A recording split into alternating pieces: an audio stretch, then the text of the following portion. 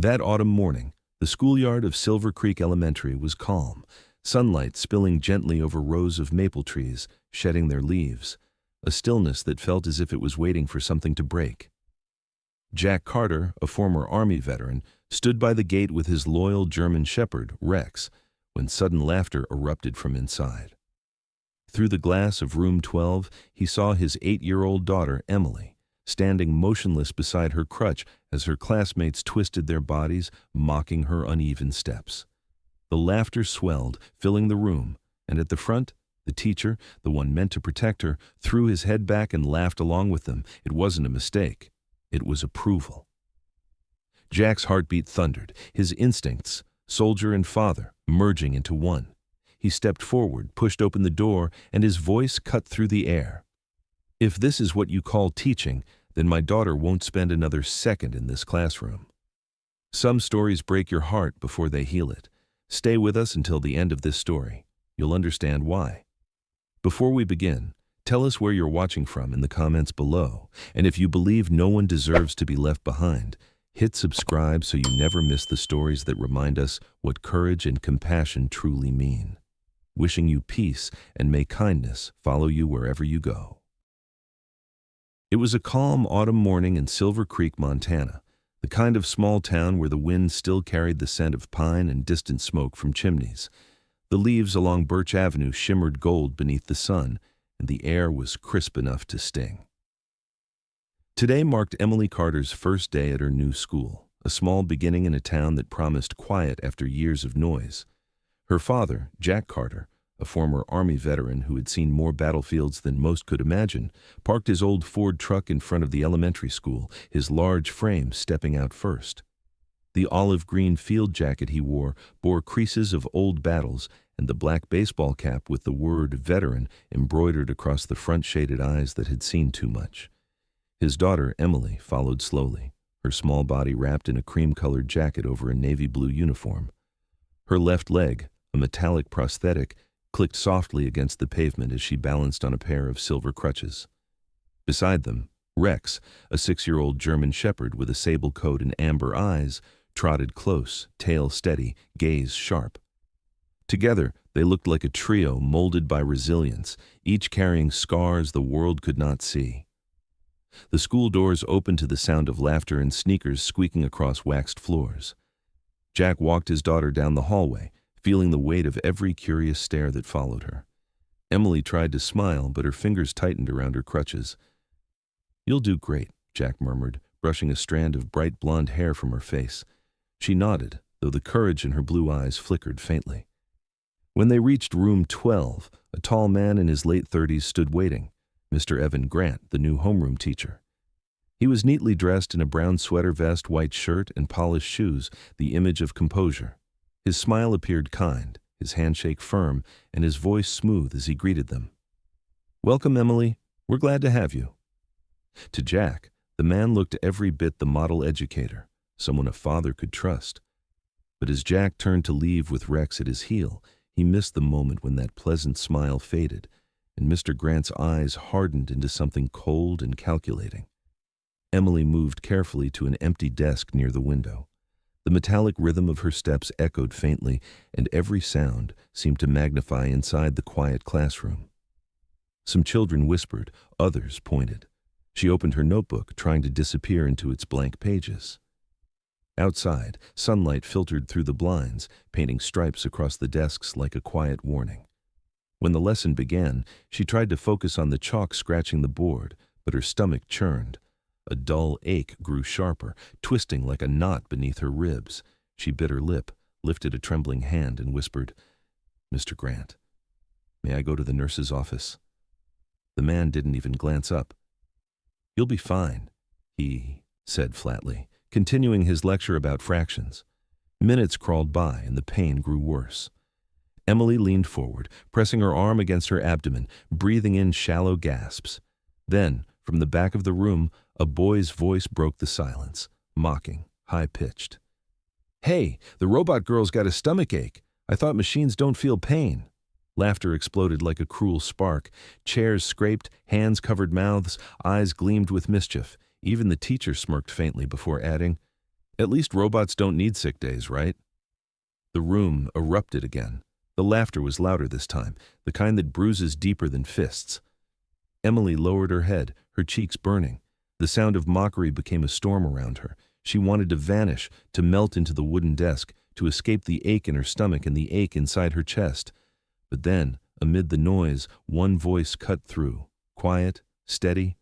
Noah, the boy who always sat alone near the back, thin and pale, his short light brown hair slightly messy. He stood and moved closer, his small frame tense but brave. "Stop it," he said. "She's in pain." The laughter faltered, just for a moment. Mr. Grant's expression darkened, his tone colder now. "Sit down, Noah. No one asked for your opinion." The boy hesitated, then sat, but his eyes stayed fixed on Emily, not with pity, but with quiet understanding. By lunchtime, the world had shrunk around Emily into a corner of the playground, beneath a half-bare maple tree. She sat on a bench alone, one hand still pressed lightly to her stomach, the other holding a sandwich she couldn't eat. Children passed by in groups, their chatter fading as they noticed her. The sun had lost its warmth, even the wind seemed to carry whispers. From the distance, Noah approached, clutching a carton of milk. He didn't say a word, just placed it gently beside her and walked away, shoulders slightly hunched. Emily looked at the small gesture for a long moment, then took a sip. The milk was cold, but it warmed something fragile inside her, the feeling that not everyone turned away. The rest of the day passed like a blur. The teacher's voice became background noise. The clock hands crawled. When the final bell rang, Emily gathered her things slowly, waiting for the others to rush out before she moved. As she limped down the steps toward the gate, she saw Jack waiting, tall, steady, one hand resting on Rex's back. His eyes softened at the sight of her, though he noticed how her steps were slower than usual, how the spark in her face seemed dimmed. "How was school?" he asked. Emily forced a smile. "It was fine, Dad. Everyone's nice." She lied beautifully, the way children do when they want to protect the ones who love them. Jack nodded, not fully convinced. That evening, their small wooden house by the creek was quiet except for the faint hum of the fireplace. Jack sat at the kitchen table, reading old letters from his service days, but his thoughts kept drifting toward Emily's silence. In the next room, she was lying in bed, the cream jacket folded neatly on the chair beside her. Rex lay at her feet, ears twitching at every small movement. When Jack entered, he saw his daughter's pale face, eyes half closed, hand pressed against her stomach. "You okay, sweetheart?" he asked softly. She nodded, whispering, "Just tired." But Rex lifted his head, growling low, not in anger, but in warning. A sound Jack had heard before, on nights when danger was near but unseen. He sat beside her, brushing a strand of hair from her forehead. The dog shifted closer, placing his muzzle near her hand.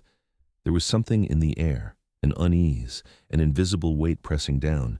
Jack knew it too well, the instinct that told him something was wrong, even when the world looked calm. He reached for the small silver dog tag around his neck, a habit he had whenever old memories returned, and whispered, "We'll figure it out, kiddo." Emily drifted into sleep, the faint sound of metal tapping as her prosthetic leg brushed against the bed frame. Outside, the night deepened over Silver Creek. The stars shimmered faintly through the window, and the sound of the river mixed with the distant bark of a dog. In that quiet house, one man sat awake long after midnight, his hands folded, his eyes on the glowing ember in the fireplace. He didn't know what had happened that day, not yet. But the soldier inside him, the one who had once survived deserts and darkness, felt it in his bones. This was another kind of battle. One fought not with weapons, but with truth, patience, and the will to protect the only thing that still mattered, his little girl. The week drifted by in quiet repetition, the kind that dulls the edges of hope. Each morning in Silver Creek began the same, a gray sky, the chill of wind brushing over the old wooden houses, and the steady rhythm of a prosthetic leg tapping against the pavement. Emily Carter walked beside her father toward the school gates, her cream jacket buttoned tight, her blonde hair falling messily over her shoulders. She no longer met his eyes when he told her to have a good day. Instead, she stared down at her metallic leg, as if it carried not only her weight, but also the silence she could not speak. Rex followed close, his amber eyes alert, tail stiff, every muscle taut. The dog had stopped wagging his tail at the sight of children. Something in the air, or perhaps in the way his girl's shoulders slumped, told him that the world inside those yellow walls was not as kind as it looked. Inside room 12, the morning light filtered through the blinds in thin golden stripes that fell across rows of desks. Mr. Evan Grant stood at the front of the class, sleeves rolled neatly, his voice calm but edged with authority. He spoke about independence, about standing on one's own, yet every glance he cast toward Emily carried a different meaning. "Not everyone," he said one morning, chalk-tapping the board, "has the privilege of standing by themselves." A few children giggled, catching the hidden arrow beneath his words. Emily kept her eyes on her notebook, pencil trembling slightly in her small hand. Her stomach twisted, but she didn't look up. She had learned that silence was safer. At least it hurt less when you didn't try to defend yourself. Days blurred together. The laughter in class became sharper, rehearsed.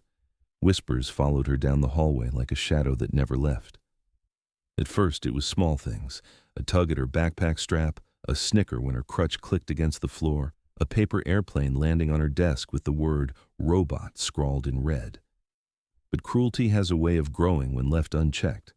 One afternoon, when she opened her locker, she froze. A sheet of paper was taped across the metal door, its letters thick and uneven, half human, half metal. The laughter came before she could tear it down. Her hands shook as she peeled the tape, the edges crumpling beneath her fingers.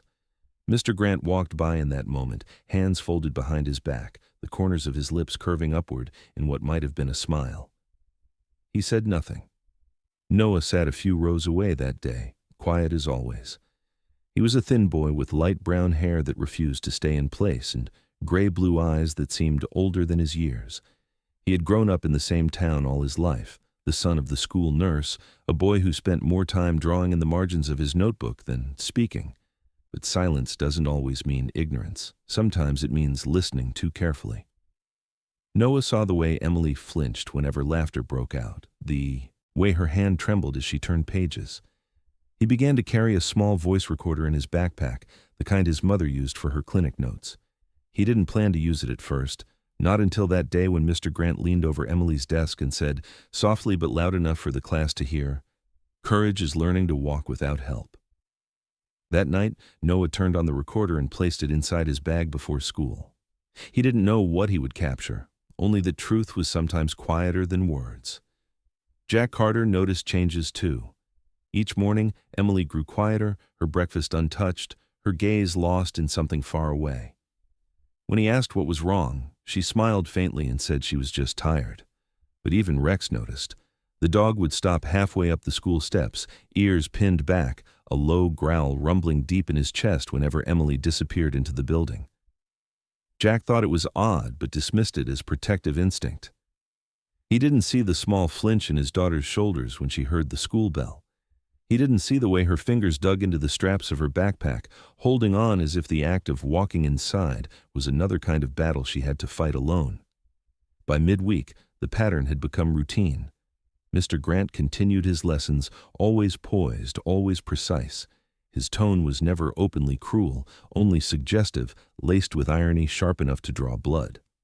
When the class discussed human invention, he remarked, "Some of us depend on machines more than others." Laughter rippled across the room. Emily felt the sound crawl over her skin like cold rain. Noah, seated near the back, pressed the side of his backpack slightly, ensuring the recorder's red light still blinked faintly. The teacher's words, the laughter, even the silence that followed. It all went in, piece by piece, forming a record of what no adult seemed to notice. Outside, autumn deepened. The maple leaves on the playground turned from gold to burnt orange, and mornings came colder, sharper. Emily began leaving home earlier, trying to slip into class unnoticed, but cruelty is punctual. One morning she opened her locker and found the same paper again, larger this time, written in permanent marker. Her throat tightened. The sound of laughter filled the hall before she could breathe. She ripped the paper down and stuffed it into her bag, her hands trembling so violently that the metallic end of her crutch clattered against the locker door. From the end of the corridor, Mr. Grant watched, adjusting his tie, his expression unreadable. Rex's reaction became impossible to ignore. Every time Jack stopped near the front gate, the German shepherd stiffened, ears erect, fur rising slightly along his neck. When Emily walked away, Rex would pull at the leash, barking sharply at the building as if sensing the ugliness inside. One morning, his bark grew so fierce that other parents turned to look. Jack knelt beside him, whispering, "Easy, boy." But Rex's eyes never left the windows of room 12. They gleamed with something raw, the instinct of a protector who could smell pain where humans only saw walls. That afternoon, when Emily returned home, she didn't speak at all. She went straight to her room, her small figure framed by the fading orange light from the window. Jack lingered by the doorway, uncertain, then left her to rest. Inside her backpack, the torn paper crumpled against her books, a silent reminder that words could bruise just as deeply as blows. Outside, Rex lay near the door, restless, occasionally lifting his head toward the window as if waiting for something he couldn't explain. The night had fallen thick and quiet over Silver Creek, the kind of silence that carried every breath, every sigh through the thin wooden walls of their small home. The fire in the hearth had dimmed to a faint orange glow, and outside, the wind whispered through the pines. Jack Carter sat at the kitchen table, papers from the day scattered before him, but his focus was elsewhere, on the soft, uneven sound coming from the next room. He rose, his boots silent on the old floorboards, and pushed open the half-closed door. Emily lay curled on her side, her small frame trembling beneath the blanket. A thin sheen of sweat glistened on her pale forehead, her hand pressed against her stomach. Jack knelt beside the bed, his heart tightening as he heard her muffled whimpers, the kind that break a father long before morning ever comes. He brushed a strand of bright hair from her face, whispering her name. Her eyelids fluttered, and she looked up at him, eyes glassy with tears, pupils wide with fear. "Does it hurt a lot, sweetheart?" he asked, keeping his voice steady. She nodded faintly, then shook her head as if afraid even of admitting pain. Jack fetched a glass of water and helped her sit, noticing how her hands trembled around it. When he gently asked if it had been this bad at school, she froze. Her lips parted, but no sound came. Then she turned away, shoulders curling inward. That silence, heavier than any confession, told him more than words could. When he reached out, Rex, who had been lying near the door, lifted his head. The German shepherd's ears perked, eyes reflecting the glow of the lamp, a low growl rumbling in his chest, the kind of growl born not of anger, but of recognition. Something was wrong, and they both knew it. Jack didn't sleep that night. He sat by the window long after Emily drifted into uneasy rest, the dog settled at his feet. The town was quiet beyond the glass, the kind of stillness only broken by the distant whistle of a train echoing through the valley. His mind replayed every word, every look, every small gesture his daughter had made in recent days. He remembered the way she stared at her shoes each morning, how her laughter had faded into polite smiles. He thought of the way Rex barked at the school, uncharacteristically sharp, as if warning him. In war, he had learned to listen to instinct. It had saved him before. Tonight, it stirred again, a whisper inside his chest that told him this wasn't about stomach pain. It was something deeper, something festering in silence. By dawn, Jack had made up his mind. He woke early, moving quietly so as not to disturb Emily, who slept under the watchful gaze of Rex. The coffee pot hissed softly as he scribbled a note for her. "Stay home. Rest. Dad will be nearby." But he had no intention of staying home. When he stepped outside, the cold air hit his lungs like a memory of the front lines. Crisp, heavy, alert. He started the truck, Rex leaping into the passenger seat. The dog's ears twitched, as if understanding the mission before it began. Jack parked a few blocks from the school, engine off, watching the building through the morning mist. Children trickled in, backpacks bouncing, laughter floating through the air, ordinary sounds that now felt like camouflage for something crueler beneath. He waited until the last bell rang, then moved closer, parking behind the staff lot where the classroom windows faced the small playground. From that angle, he could see into room 12. The blinds were half open, sunlight spilling across rows of desks. Mr. Evan Grant stood near the blackboard, hands moving as he spoke, his expression calm. But as Jack watched, the calm fractured. A boy at the front of the class began limping dramatically, dragging one leg behind him. The class erupted in laughter. Mr. Grant didn't stop him. Instead, he smiled, a small, almost approving smile, and said something that made them laugh louder. Jack couldn't hear the words, but he didn't need to. He saw the shape of cruelty in the children's faces, in the teacher's posture, in the shrinking figure of his daughter sitting near the window. Emily's head was down, her hands clutching her desk. Rex's low growl filled the truck. Jack's breath caught, his pulse pounding. The dog's hackles rose, amber eyes locked on the man standing at the front of the room. Jack's hand clenched around the steering wheel. For years he had trained himself to control rage, to turn emotion into calculation, but watching this scene felt worse than combat. On battlefields, at least the enemy was clear. Here, the enemy smiled and called himself a teacher. When the laughter swelled again, something inside Jack broke loose. He opened the door, the sound of his boots crunching against gravel echoing through the morning air. Rex followed, silent but alert, tail stiff as a spear. He entered the school quietly, the polished floors reflecting his shadow. The secretary at the front desk looked up, startled, but the sight of his calm face and veteran's cap made her hesitate. Jack walked straight down the corridor toward room 12.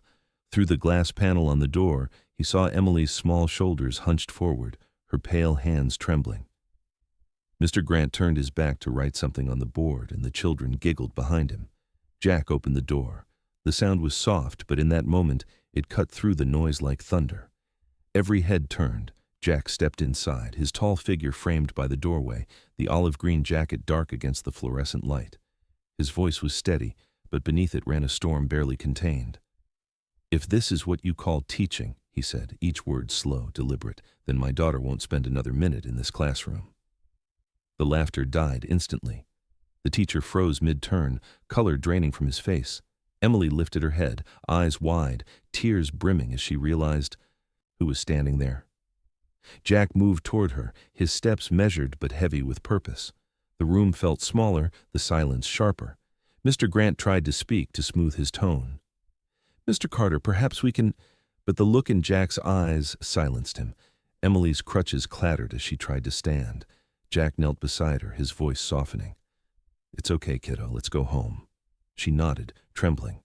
As he lifted her gently into his arms, Rex stood beside them, muscles tight, gaze fixed on the teacher with an expression that was almost human, a silent warning.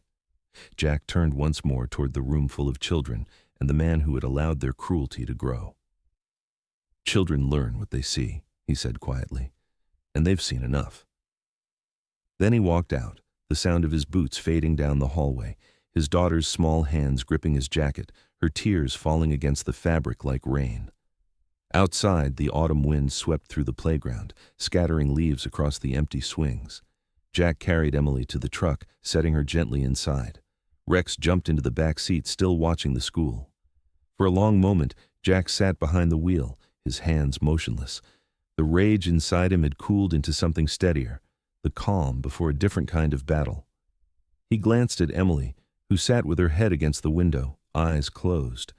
She looked fragile, but the faint rhythm of her breathing steadied him. He reached out, brushing his thumb against her hand. "It's over for today," he murmured. "You're safe now." As the truck pulled away, the school shrank in the rearview mirror, a quiet building painted in soft yellow, its windows reflecting nothing of what had just happened. But Jack knew what he had seen could never be unseen. Inside the classroom, the silence that followed lingered heavy, and for the first time, even the children who had laughed began to feel something different stir inside them, something close to shame. The house was quiet except for the faint hum of the rain tapping against the window. Morning light filtered through the curtains, pale and uncertain, as Jack Carter sat at the table, the small recorder Noah had given him lying between his hands. Its red light blinked faintly, like a heartbeat waiting to be heard. Rex lay nearby, his head resting on his paws, amber eyes following every movement of his owner. Jack pressed play. For a few seconds there was only static. Then laughter filled the room, sharp and unkind. He heard the rustle of chairs, the echo of children's voices twisting into cruelty, and then, beneath it all, the calm, unmistakable tone of the man he had trusted. "That girl should learn," Evan Grant's voice said, measured, almost amused, "that in the real world, no one waits for those who can't keep up." Jack froze. The words replayed again and again until they no longer sounded like words at all, but like the sound of something breaking, not just trust, but the illusion that decency still lived behind polite smiles. He leaned back in his chair, eyes closed, the old ache in his chest tightening. There had been many nights in his life when he'd listened to recordings, radio calls from soldiers lost in smoke, the final words of men who never came home, but nothing had ever pierced him quite like this. The cruelty was quieter here, but more insidious, more deliberate. He looked toward the small bedroom down the hall where Emily was resting, her prosthetic leg leaning against the chair beside the bed, Rex's leash hanging from the post. He knew then that this was no longer about pain or fear. It was about dignity. The dignity that had been stripped from a child who had already fought enough battles for one lifetime. Later that day, he drove to the clinic near the school, a modest building painted white with a sign that read, Silver Creek Health Office. Inside, he found Nurse Clara Matthews, a woman in her early 50s with warm brown skin, short curls of gray hair, and eyes that seemed to see right through excuses. She had the calm air of someone who had seen too much pain to waste time judging it. When Jack played the recording, her face tightened, her hand stilling over the papers she'd been sorting. "I knew something was wrong," she said quietly. "Noah's been different lately. Withdrawn, worried. He told me about your daughter." Jack nodded, his voice low. "I'm not letting it happen again, not to her, not to any of them." Clara sighed, pulling a thin folder from a drawer. "You're not wrong to fight," she said. "You're just not the first who's wanted to." Inside the folder were notes, small clinical observations, but each one carrying weight. 5 children from room 12 had been treated for anxiety, nightmares, or unexplained injuries over the past months. It was more than a coincidence. It was a pattern.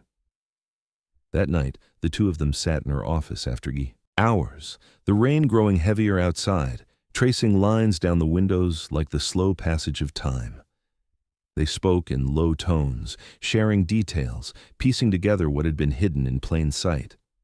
Rex lay curled near the door, ears flicking at every sound, the scent of antiseptic and damp air filling his nose. "We need the school board," Jack said finally, "but not without proof that can't be buried." Clara nodded, placing her hand on the recorder. "This," she said, "is more than enough. The only question is whether they'll have the courage to listen." The following week, a notice went out, a special disciplinary session scheduled for a Wednesday afternoon in the main conference hall of Silver Creek Elementary. It was the kind of meeting that drew whispers from teachers and cautious looks from parents. The board members, 5 in total, were pillars of the small town, people who smiled in church pews on Sundays and shook hands at the grocery store. They sat now at the long oak table, their faces tense, guarded. At one end of the room, Mr. Grant waited, dressed in a dark suit and navy tie, expression neutral but eyes flickering with something between irritation and fear. Across from him sat Jack Carter, broad-shouldered in his olive jacket, the dog tag gleaming faintly beneath the collar of his shirt. Beside him, Nurse Clara arranged her notes neatly, her composure calm but resolute. At Jack's feet, Rex lay silently, tail curled tight, the weight of the room pressing down. When the meeting began, the voices were polite, too polite. The board chair, a man named Douglas Reeves with a round face and careful tone, asked questions that danced around the point. "We're here to address concerns regarding classroom conduct," he said, glancing at his papers. Mr. Grant folded his hands. "I assure you, everything I've done was in the interest of discipline and resilience. Children need boundaries." The words came smooth, rehearsed. Jack's jaw tightened, but he waited. Clara's hand brushed his, signaling patience. When it was his turn, Jack didn't speak right away. He simply placed the small recorder on the table and pressed play. The laughter that spilled from the speakers was jarring against the sterile quiet of the room. It filled every corner, climbing the walls, echoing in the metal vents. Then came the voice, clear, calm, unmistakable. "That girl should learn. In the real world, no one waits for those who can't keep up."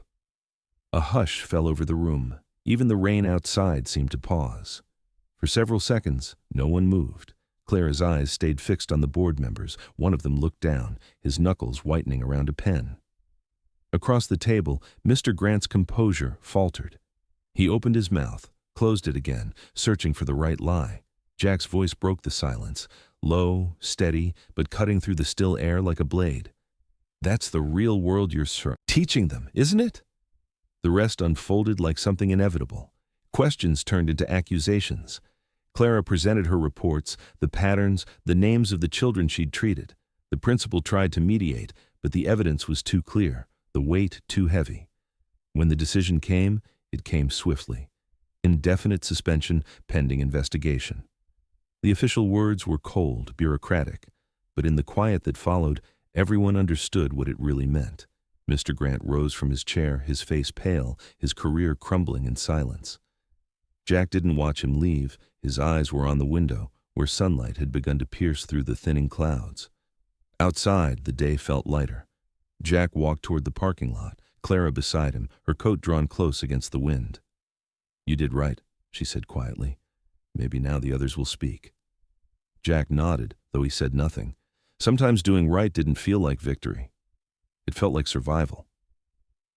Rex trotted ahead, tail raised, glancing back as if to make sure they were both still following.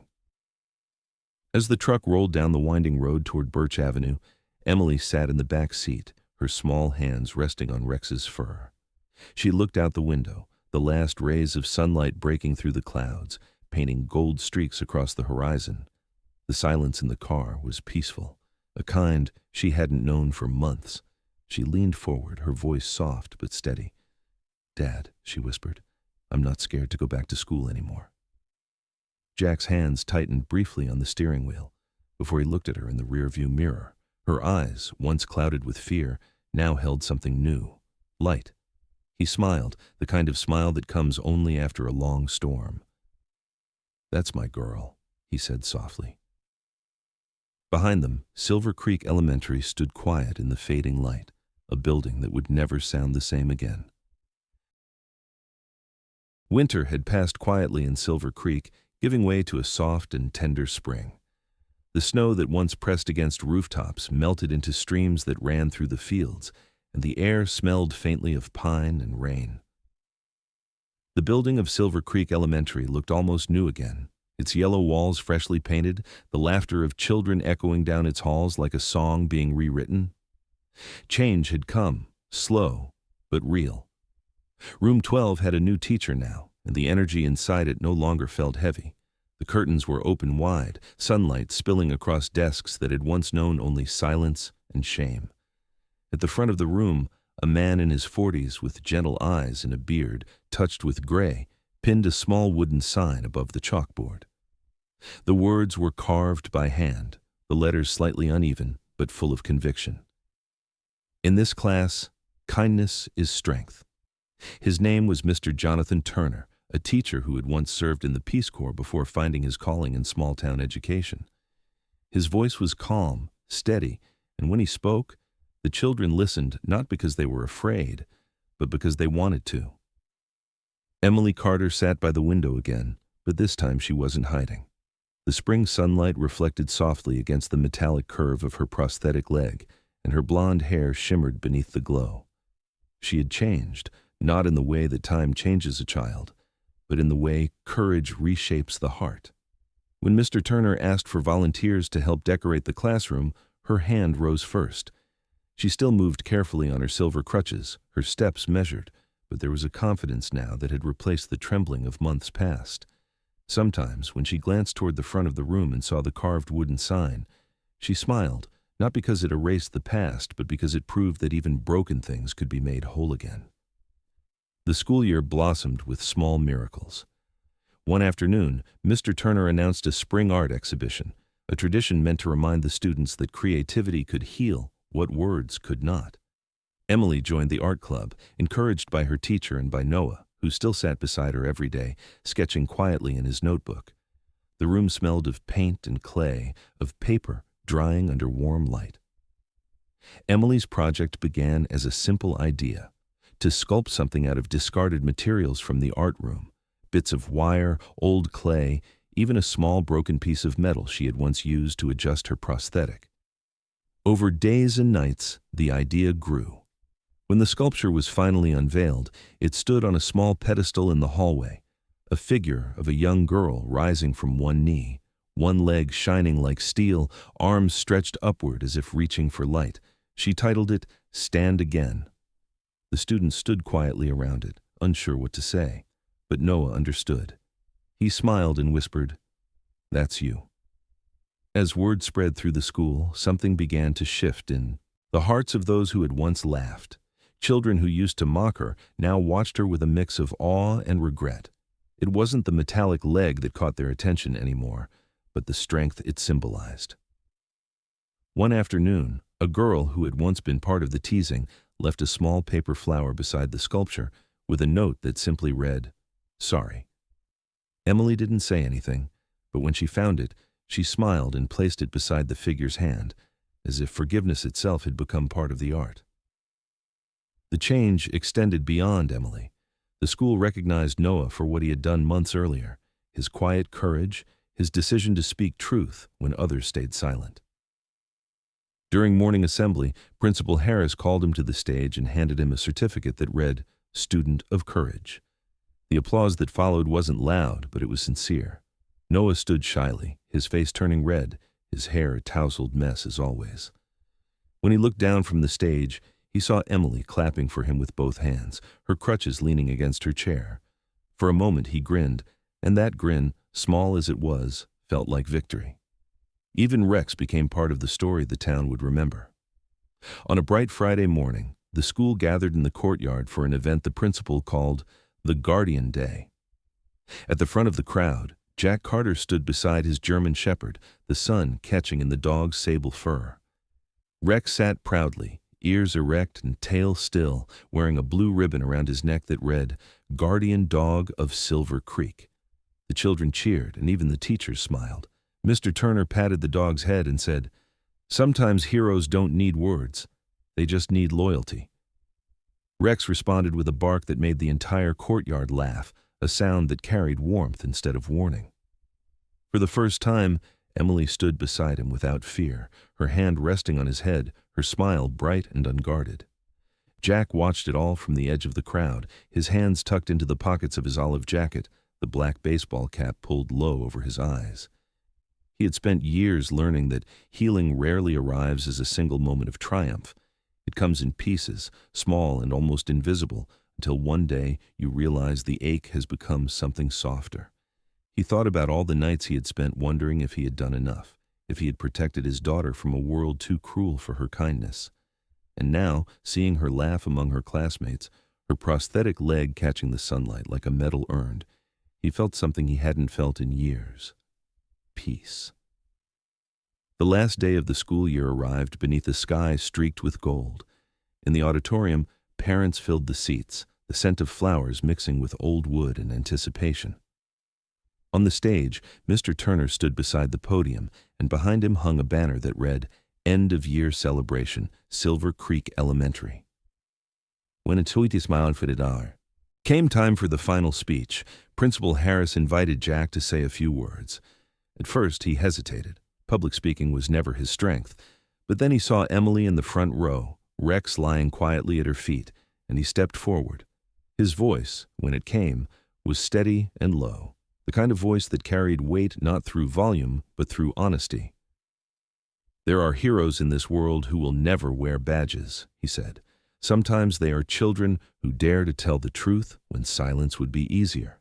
And sometimes they are dogs who stand guard when we don't even know we're in danger." The room was still, every word hanging in the warm air like the echo of a prayer. "Kindness," he added, "is not weakness. It's courage with a gentler name." When the applause rose, it was slow at first, then growing, steady and heartfelt. Emily wiped a tear from her cheek, her smile trembling as Rex leaned against her leg, his head resting on her lap. The sunset outside spilled through the tall windows, casting golden light across the room, and it struck the silver of her prosthetic leg, turning it into a mirror that reflected the glow of the setting sun. She looked up at her father and whispered, "We did it, didn't we?" Jack smiled, eyes soft beneath the brim of his cap. "Yeah, kiddo," he said. "We really did." Outside, as the day faded into the soft hum of evening, the people of Silver Creek walked home under skies brushed with orange and pink. The school doors closed behind them, but the message Mr. Turner had hung on the wall remained. Kindness is strength. And somewhere deep in the heart of the town, in the memory of those who had witnessed it, a story quietly took root, of a wounded soldier, a brave child, a loyal dog, and a boy who chose truth over fear. The kind of story that reminded everyone that gentleness, when tested, can still change the world. Sometimes, the quietest acts of kindness are the ones that echo the longest. Not every hero wears a uniform, and not every battle leaves a scar the world can see. Somewhere, a father still waits by the window for his child to come home safe, a loyal dog still keeps watch in the dark, and a child somewhere is learning that compassion is the bravest form of strength. The world doesn't always celebrate people like that, but maybe it should. Because it's their silence, their gentleness, their willingness to keep loving despite the pain that keeps the light from going out. If this story touched something inside you, share it with someone who still believes in goodness. Leave a thought in the comments, let us know what kindness means to you, and subscribe if you want more stories that remind us we're not alone. May God bless you, and may He keep safe all those who carry kindness quietly in their hearts.